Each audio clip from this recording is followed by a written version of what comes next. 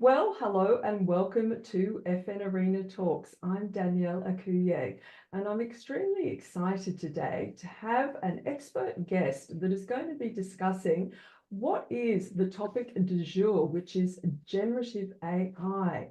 Now, my upcoming guest, Nilesh Jasani, has recently started a very special fund, Generative Innovation, or GenInnov. And Nilesh's career spans multiple major financial institutions across Asia. He has previously been vice chairman, I believe, of Jeffries, and he's also been quoted as one of the world's top equity strategists. So his career has taken him multiple decades across Asian markets, but now he has decided in this stage of his career to transition from the sell side of institutional advisory to the buy side and has created this new fund, GenInnov, which is a global AI innovation fund. Nilesh, thank you so much for joining FNArena Talks today. Thank you, Daniel. Really an honor to be here and talking to you and talking to your audience. So thank you for having me over. Okay, let's jump straight in. Just give the viewers just a brief summary in terms of your career, but what I'm really interested in, why at this stage of your career have you decided to move into starting your own fund in the era of generative AI? I guess what I would love to tease out is how your career has brought you to this stage, and also too, why this is such an important topic of our times. Right. So look, I mean, starting with the first part of the question, somehow it almost appears like my entire career was always hurling towards this particular point. I was an engineer and I was fortunate enough to possibly be in a college which had a fabrication unit, semiconductor fabrication unit at that time. And I was one of the few guys who in India at that time who actually manufactured something on a silicon wafer during my education. And during my education, I also got introduced to neural networks. So two fields, diametrically opposite fields, which are of critical importance today, were part of my education. I started my career in IBM, and kind of things that are important today when you try to really compare x86 architecture with ARM, those kind of things were again part of my career. I also got to manage a team based in Seoul, in Korea, in late 90s. I got to manage a team based in Taipei in the middle of 2000, when companies like Samsung Electronics and TSMC were coming out. I have been following some of these fields and areas, being a nerd I am, all these decades, even when I was managing Jeffries and doing all sort of other things. But these things were somehow always important to me for no other reason than they were just interesting. And something happened in 2022, and I say that I had to have one more innings. 2022, the way I see it, is when humanity learned how to manufacture intelligence without two people having sex. And that is completely ushering us into a completely new era. Almost everything that was happening in the name of AI and technology until 2022, we could not create machines that had intentionality. Intelligence is something that is very easy to see, very difficult to define. It's like you have an infant. You're barely teaching her how to poop and how to burp, and one day she knows how to manipulate your feelings by crying in a particular way to get picked up. Something that that infant, that baby is doing that our machines could not do, develop intentionality. A narrow neural network method in 2022 completely upstaged that. And that is the reason why you are in a completely new stage for technology, completely new stage for humanity, that we have machines that can, I won't use any big words like intelligence or this or that, but machines that can address every problem out there at a different level of complexity compared to our human brains. And that is ushering us in this era of innovation. I want to have a front row seat to possibly the biggest theater of our lifetime. And that's why this particular journey that I am starting this Generative Innovation Fund because I want to bring together various experiences I've had in life, various interests I've had in life. I've been fortunate to start new companies and new divisions, and I've worked in so many different markets. I've seen different aspects of technology, from IBM to software to Palo Alto, where all my friends are, and so on and so forth. Bring all these together. And GenInnov appears like something that will allow me to incorporate various things I've learned and that have interested me. Nilesh, I love the way that you described yourself as a nerd, because I hate to say it, I think my husband and I often describe ourselves as nerds because we live, eat and breathe, not only, well, not so much the stock markets, but actually the companies and everything's going on. What I think is incredibly interesting, and I don't want to dwell on it too long, but the fact that you have actually isolated how your career started in technology, and then you've taken a pathway which has included technology, but built on it without it being your primary focus. I guess what I'd love to touch on now is we've described generative AI and all the ancillary aspects. So it's not only setting up the infrastructure that enables the large language models, the data centers, all the picks and shovels that are very much focused on at the moment. But when people talk about the enormity of this market, some commentators have described it either in trillions of dollars or exponentially larger than the impacts of the internet, and also the impacts of mobile telephony. Do you like to, when you go and see a potential client that wants to invest in your fund, do you like to provide scope around the actual size of the potential market? Or is it just so large and it's going to be so cross borders, so cross companies, that at this stage, it's almost too hard to put a number around that potential size of this trend? Yeah, I will be in the second camp. Look, it's going to be all pervasive. Transformers started as a narrow neural network method to roughly guess the next word in, say, English. That's how the voodoo math was initially designed in Google Labs about 5 years ago. And humanity stumbled upon something that is absolutely most amazing, one of the greatest discoveries of all time, and we are unable to fathom where its applications are going to end. What started as a narrow neural network method to understand one language, somehow the same formula figured out all human languages. The same formula in no time figured out all computer languages that we have. It not only did that, at the next level of scaling by 2023, it figured out human vision. At next level of scaling, which is ongoing, it is figuring out interrelationships and things in our DNA data or earthquake tremors or crystal structures that nothing in our mathematical or statistical toolkit could do until now. So where this is headed and where it is going, I mean, all of us are shocked by the applicability of this method, and machines have started working on themselves. So the implications are not in chat boxes and co-pilots. Those are narrow day one use cases, like the way email was for internet. The way internet did not remain about computers to computers and computers to computers communication through emails, but turned out to be much, much more. This is far bigger. So while popular imagination is still fascinated by what chat boxes can do or cannot do and the various issues over there, the implications are for driverless cars also, the implications are for robotics also, the implications are in molecular sciences, drug discovery, renewable energy, and whatnot. So at the moment, it's impossible to even forecast the fields of applicability, let alone the amount of business one can do. So I am more in the camp that this is going to be as pervasive as internet or mobile telephony, and with far more applicability over time.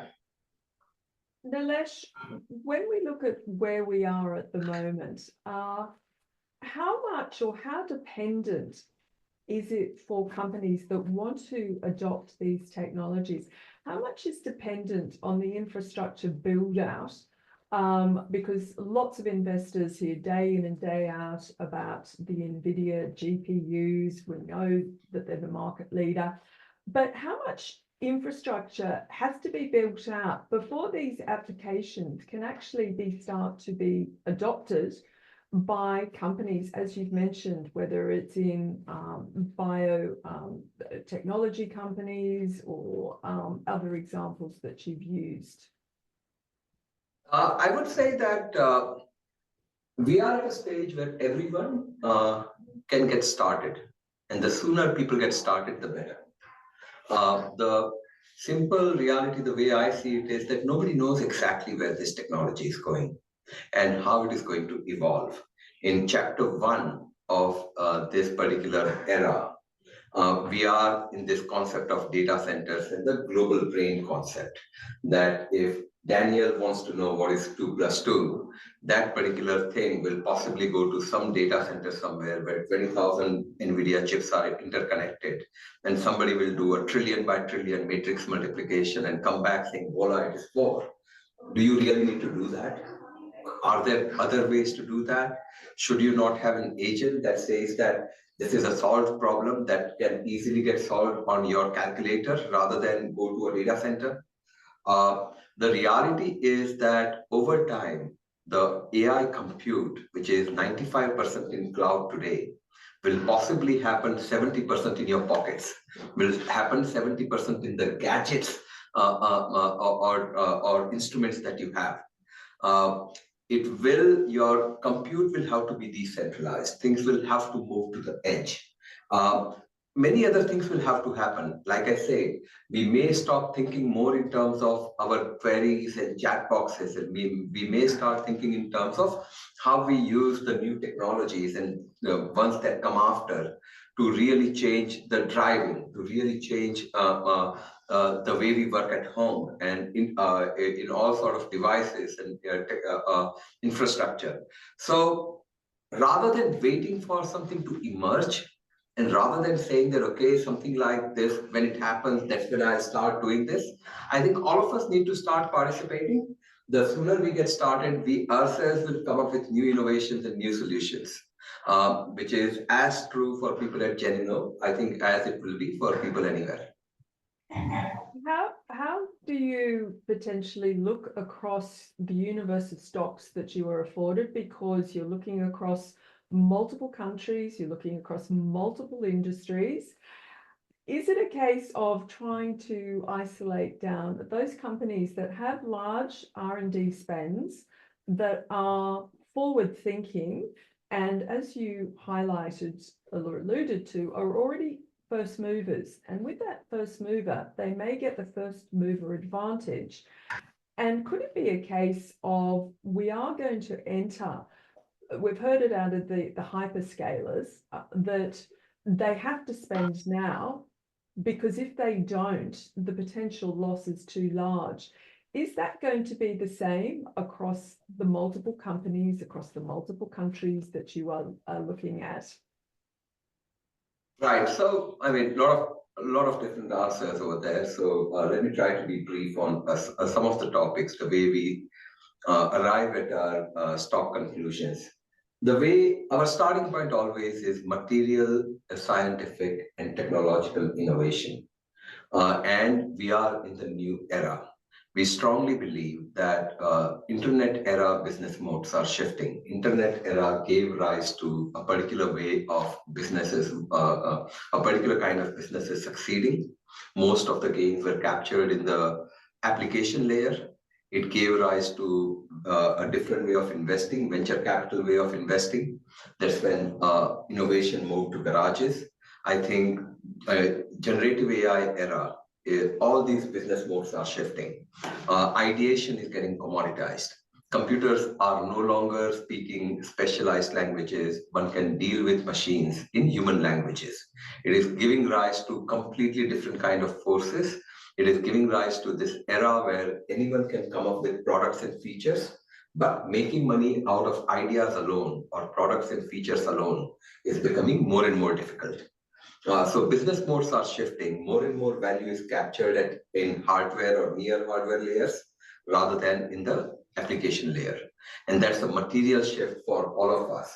At the moment, there's a lot of debate on this topic. We have our views, which is somewhat extreme, but there's a lot to be, I think, thought over there. The second thing we do is we try to understand not only innovations by being close to the sources. We try to spend far more time reading MIT journals and Nature magazine than say reports that come out of investment banks. We are trying to understand innovations at the root by talking to right people and so on and so forth, rather than talking to CFOs and CEOs. But we are trying to really then focus far more on monetization than simply products or features. I mean, as you have seen, the last 1.5, 2 years, everyone is introducing tons and tons of new products and features.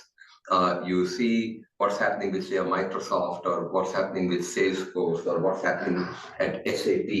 Suddenly, the number of new products and features are going through the roof. By some count, you can say that some of these companies have introduced more features in the last 1.5 years than in the previous 15 years.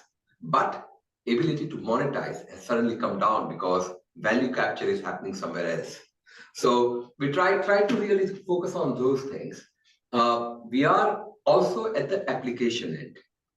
We realize that a lot of these things will, like I said, will spur innovation in things like mobility. There are some amazing things happening in terms of level 3 and level 4 autonomous driving right as we speak. The field had somewhat stagnated over the last 10 years, but suddenly as machines learned how to really train themselves through observation, level 3 and level 4 mobility have become feasible. So we also invest in mobility. We also look for where robotics could be going from here. If people like Tesla or Apple are indirectly telling us that they are pivoting to new businesses, that there's something else going on. And we try to look at demographic forces, why automation could be resisted in certain spaces, say in countries like the United States, while in a similar space, the automation could be more than welcome in places like China or Korea, because demographic forces are very different.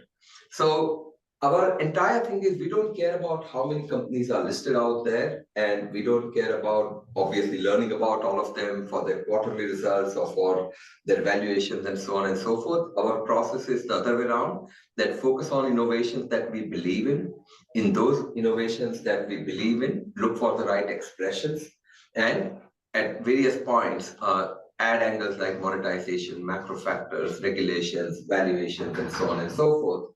And in a way, it's a process that's been successfully adopted by people like Warren Buffett, that not worry too much about what we don't know, but try to really do what we know reasonably well.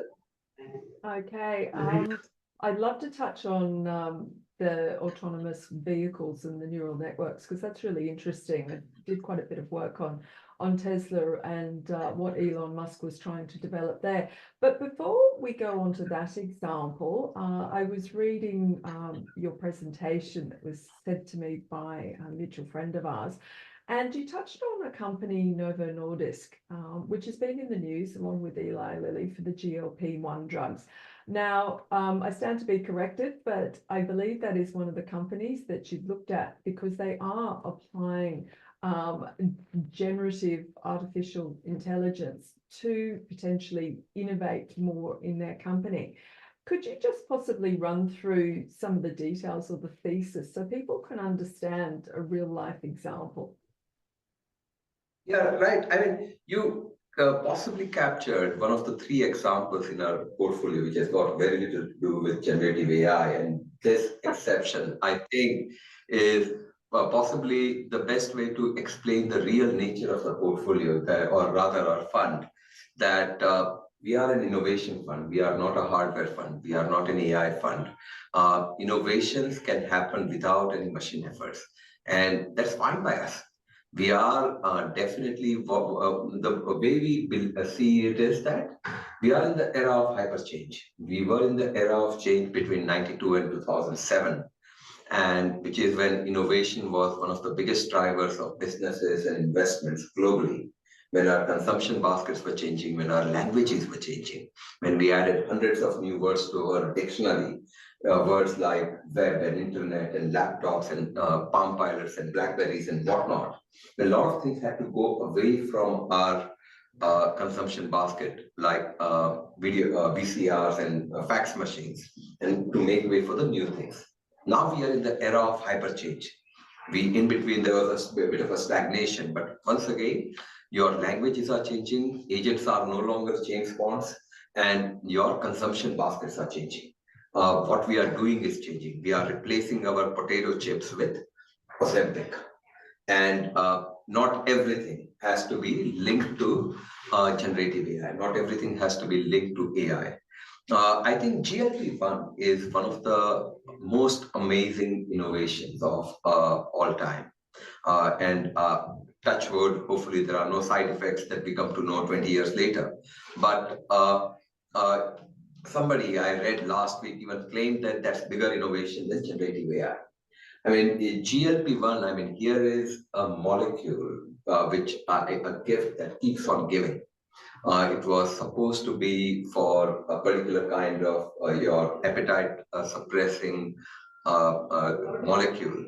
And not only it became a solution for diabetes, but what we are witnessing almost on quarterly basis now, that it's a molecule that could be a solution to certain kind of heart diseases, kidney diseases, liver diseases, depression, and whatnot. And GLP-1 is currently going to less than 2% of the people who need it globally. It is such an amazing new molecule, and its potential is so huge that while its prices will have to keep coming down over time for it to become to reach more and more part of the population, and there will be further innovations in the same space. I think everyone has realized that there's a lot of potential in surrounding this space, the GLP inhibitors. So absolutely, a lot more things will have to happen. But in companies like Novo, companies like Eli Lilly, I mean, you have completely different type of innovation that is sweeping the world. And they definitely are attractive to us. They are part of the kind of things that we look at. Fascinating. And it's interesting. I managed to pick on that one, but it made a really good point. Let's just quickly go back to neural networks and training autonomous driverless vehicles. I'll let you summarize it. But here in Australia, we definitely have quite a resistance to even the likes of electric vehicles for many different reasons. But effectively, companies like Tesla, like BYD, like for the other examples you mentioned, they're building effectively computers on wheels that transport us. Can you explain to people how autonomous driverless vehicles are being created? So, look, I think one of the problems we had with vision, human vision, was that we could not make machines learn through observation the way our kids do. And instruction-based programming is always something that doesn't work in real life. It could not work in translation also. You may remember there was a time when Google Translate completely went away from instruction-based ways of translating from one language to another and went to learning-based method. That happened a few years ago. Now, somehow we could not do that with vision until transformers came in. With transformers coming in roughly about a year and a half ago, with vision transformers coming in, it's become possible for us to really just use vision data and let machines figure out whatever lessons they need to learn from them.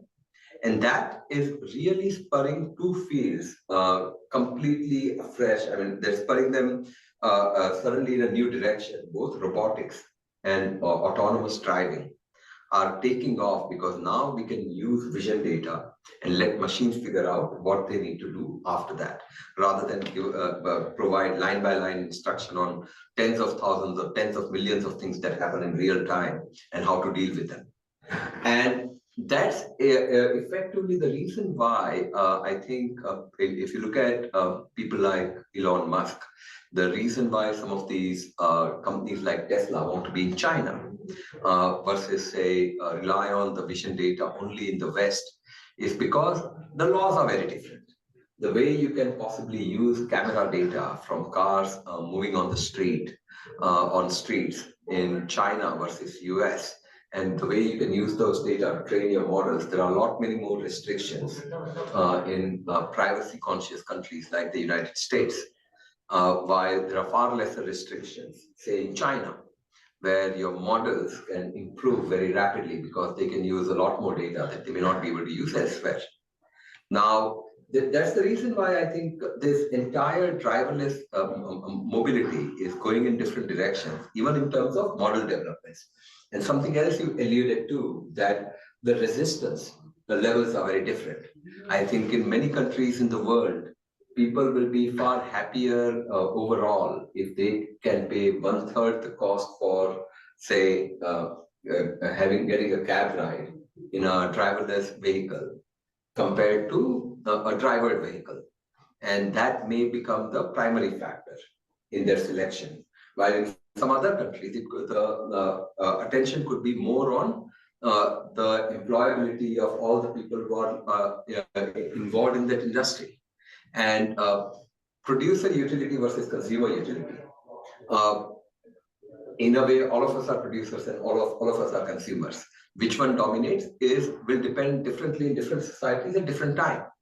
And that is what will give rise to completely different innovation directions, not just in robotics or mobility, but across the board. You're also witnessing how currently chat boxes, consumer applications, corporate efficiencies are far more important in countries like the United States compared to in China. So different countries are moving in different directions with all these technologies. And that's something that one should keep in mind while evaluating them. Absolutely. Before we touch on how people can look up your fund and all the details, Nilesh, how do you look at, or do you look at, rationalizing valuations versus these companies that are at the forefront of innovation with or without the use of generative AI? And what interplay does economic cycles, macroeconomics, I mean, does this have any interplay into your decision making? And business investing is very difficult in public markets, as you know, that you always end up having to look at too many factors that don't have much to do with businesses, whether they are interest rates or some election or some geopolitical factors and so on and so forth. One has to be somewhat mindful, but if for a fund like GenInnov, the reason why we are in public markets and not in private markets is because we think that a lot of material innovation out here will have to happen with large companies.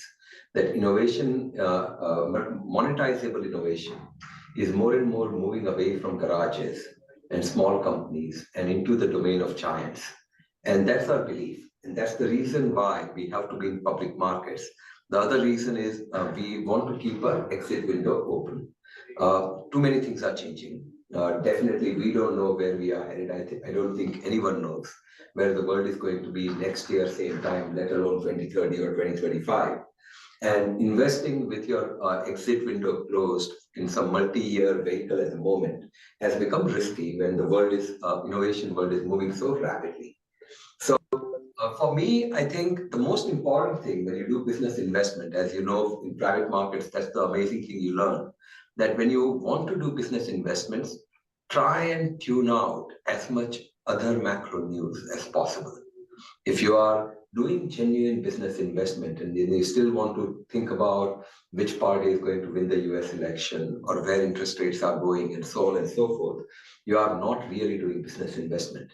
So tuning that out is difficult, but that's something we have to do. Valuations are important, but equally, if we are thinking about investing in companies that are going to be growing at, let's say, 15% or more over a long period, and are accumulating IPs, are accumulating leaderships in space and riding ahead of competitors like say NVIDIA and creating the distance, then you have to think about valuations very differently. It is not value investing, it is growth investing.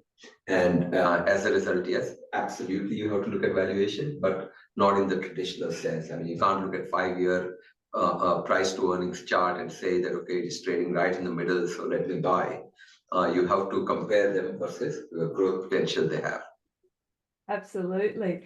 So, Nilesh, do you just give us some idea of where people can find your fund and any other details? Do you have a blog? I believe you are writing with updated articles. So just share with us some of those details.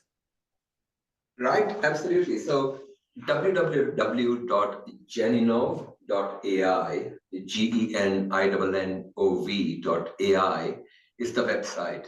And those of your viewers who actually visit the website, they'll find some initial fund details over there. They'll know how to approach us if they need more information. It's available to any accredited investor anywhere in the world. But they'll find something more. We have decided we are not going to be behind the Bloomberg fund managers, which is generally the habit of a lot of fund managers in our part of the world. We are going to be out there open with our views, not just the stocks we buy. We won't just be peddling certain names, but we definitely have different views, and we are going to be talking about them all the time. So there is a section on the website where there are more than 100 short articles that we have written on a variety of things that we believe in over the last year and a half. And a few of them have gone globally viral also. So definitely people, those who visit the website, they'll get a very good idea on what we believe in and where we are different, why we have a fund with very little overlap compared to almost every other innovation fund globally. We've compared ourselves with multiple well-known global innovation funds, and our overlap is less than 20-25%. And one will get an idea on where our ideas are different, how even if people agree or disagree, how they can provide a very different kind of diversification into their holding. And absolutely, I mean, we would be delighted if people want to approach us and talk to us on any of the topics or any of the investments that we believe in. Fantastic, Nilesh. Well, we could probably keep on talking for ages, but you've raised so many fascinating, interesting points. You've broadened the scope, I think, of understanding about innovation and also the layers of what this computer, the neural networks, will bring potentially to companies. So much thought-provoking content. So thank you so much for joining me today on FNArena Talks. Daniel, you've been very kind, very flattering. Thank you very much for having me over, and best of luck for the show. Fabulous. Thank you.